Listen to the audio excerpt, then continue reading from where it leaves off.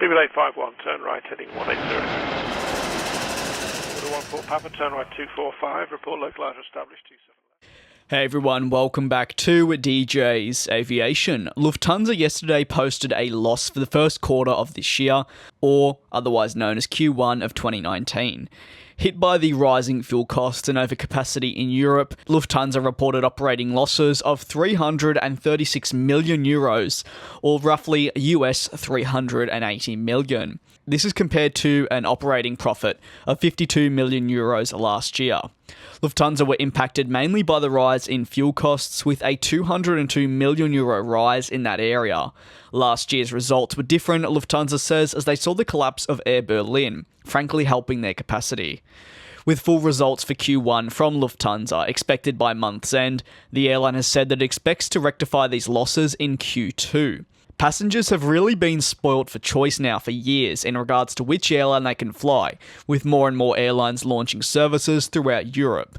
Unfortunately for a lot of these airlines, they often apply incorrect operating strategies that leave them either A, expanding far too quickly route-wise, or B, ordering far too many aircraft. These rapid expansion plans and cheap flights can only be sustainable for a certain amount of time under a particular business model.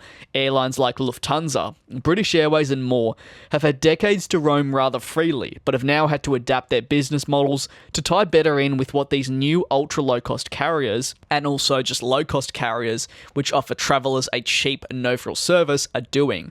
At the same time, it's very important for full-service carriers to maintain a profit. Even if they are dropping their costs, they need to make sure that they are still earning money and still competing with all these other carriers. It's become quite the difficult market to compete within, and that's why we're seeing so many new airlines frankly struggle to get up.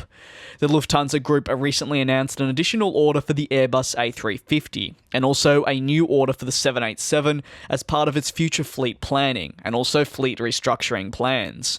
While the order will remain intact, this type of order for some other airlines can actually spark the downfall. As an example, we've seen the likes of Etihad Airways and their own rapid expansion, and also WOW Air, who were the latest victim of the rising fuel costs and also increased transatlantic competition. It's left them, as you're probably aware, having to cease all operations. What are your thoughts on the news of the losses? Do you believe that we'll continue to see more and more airlines float into the losses as competition continues to increase, fuel costs continue to rise, and overall particular markets become way too oversaturated? Let me know your thoughts down in the comment section below, as always. And I'd like to take the time now that we're at the end of the video to thank you very much for tuning into another one of my videos. I do very much look forward to you all joining me in the next one.